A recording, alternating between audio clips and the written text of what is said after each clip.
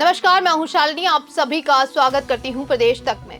सभी को पता है कि आज से ठीक 3 दिन बाद 9 और 10 सितंबर को राजधानी दिल्ली में G20 सम्मेलन होने वाला है। इस सम्मेलन में जहां एक तरफ कई देशों के राष्ट्राध्यक्ष शामिल होने के लिए भारत आने वाले हैं, तो वहीं दूसरी तरफ चीनी विदेश मंत्रालय की तरफ से जानकारी सामने आई है कि सम्मेलन में हिस्सा लेने के लिए राष्ट्रपति शी जिनपिंग भारत नहीं आएंगे। इसी के चलते चीन के सरकारी अखबार ग्लोबल टाइम्स के अनुसार उनकी जगह प्रधानमंत्री ली क्योंग G20 सम्मेलन में हिस्सा लेंगे। तो वहीं चीन से पहले रूस के राष्ट्रपति पुतिन ने भी इस सम्मेलन में शामिल होने से इनकार कर दिया था, तो अब उनकी जगह रूस के विदेश मंत्री हिस्सा लेंगे। आपको बता दें, रूस के राष्ट्रपति इससे पहले अगस्त में हुए ब्रिक्स सम्मेलन में भी शामिल नहीं हुए थे और न ही उन्होंने पिछले साल बाली में हुए G20 सम्मेलन में हिस्सा लिया था। लेकिन भारत के साथ अच्छे रिश्ते होने के कारण ये कयास लगाए जा रहे थे कि पुतिन G20 सम्मेलन में शामिल होने के लिए भारत तो आएंगे ही। रूस ने यूक्रेन युद्ध का हवाला देते हुए भारत में हो रहे सम्मेलन में शामिल होने पर असमर्थता जाहिर की है। तो वहीं एक और दावा किया जा रहा है कि अंतर्राष्ट्रीय आपराधिक न्यायालय की तरफ से पुतिन के खिलाफ गिरफ्तारी वारंट जारी किए जाने के बाद वह अपने विदेश दौरों पर जाने से बच रहे हैं। इसके बाद से ही अटकलें जोर पकड़ रही हैं कि रूसी राष्ट्रपति भारत नहीं आ रहे, लेकिन कहीं ना कहीं वो चीन जाने की तैयारी कर रहे हैं। रूसी राष्ट्रपति पुतिन चीन जाने वाले हैं, ये खबरें सामने आने के बाद से कहा जा रहा है कि कहीं ऐसा तो नहीं कि भारत और रूस के संबंधों में कोई दरार आने का संकेत है। वैसे तो गिरफ्तारी वारंट जारी होने के बाद पुतिन का ये पहला विदेशी दौरा होगा।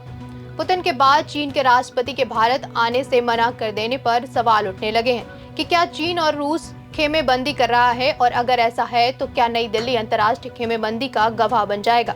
चलिए जानते हैं कि आखिर पुतिन और शी जिनपिंग के सम्मेलन में आने से इनकार करने की वजह क्या है। जानकारों का कहना है कि यूक्रेन युद्ध के बाद से रूस के राष्ट्रपति व्लादिमीर पुतिन ने अपने विदेशी दौरों को सीमित कर दिया है। इसी के चलते भारत में हो रहे G20 सम्मेलन में अगर पुतिन शामिल होते हैं तो उनसे यूक्रेन युद्ध को लेकर सवाल जवाब जरूर किया जाएगा। ऐसे में वह इन चर्चाओं से बचने के लिए भी G20 में शामिल नहीं हो रहे हैं। 17 मार्च 2023 को अंतर्राष्ट्रीय अपराध न्यायालय यानी ICC ने रूस के राष्ट्रपति के खिलाफ गिरफ्तारी वारंट जारी किया था। ये वारंट अवैध रूप से यूक्रेन के बच्चों को रूस लाने के आरोप में जारी किया गया था।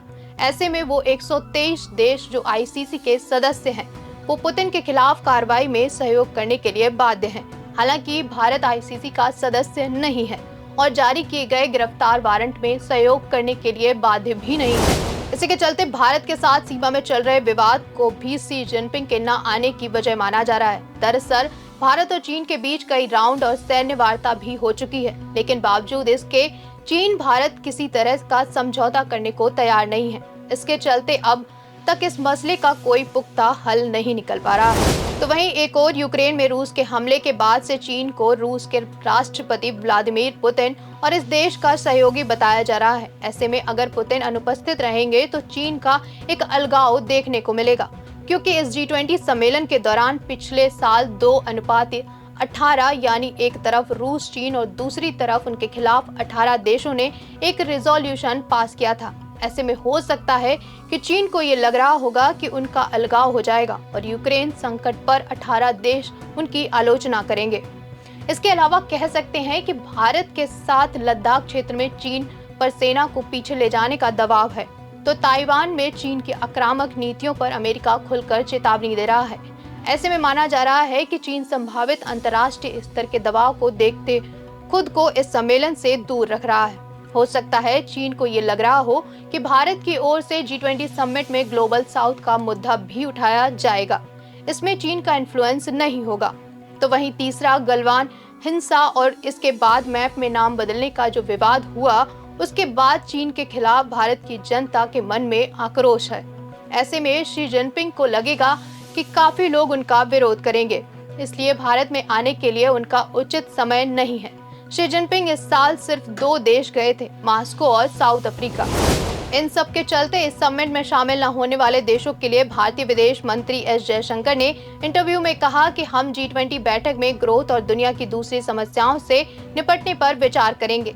इसलिए फिलहाल ये सवाल अहम नहीं है कि इस सम्मेलन में कौन भाग ले रहा है और कौन नहीं। याद रखिए, G20 के हर देश का प्रतिनिधित्व हो रहा है। उनका प्रतिनिधित्व कौन करेगा, ये फैसला उनका है। एस जयशंकर ने आगे कहा, अलग अलग देशों की अपनी जरूरतें हो सकती हैं, उनका अपना कार्यक्रम हो सकता है। कूटनीति में उनके इस फैसले का सम्मान होना चाहिए। मुझे इस बात में कोई शक नहीं है कि हर सदस्य देश यहां आएगा और पूरी गंभीरता से इसमें हिस्सा लेगा। इसी के साथ देश दुनिया की अधिक जानकारी के लिए बने रहिए प्रदेश तक के साथ। धन्यवाद।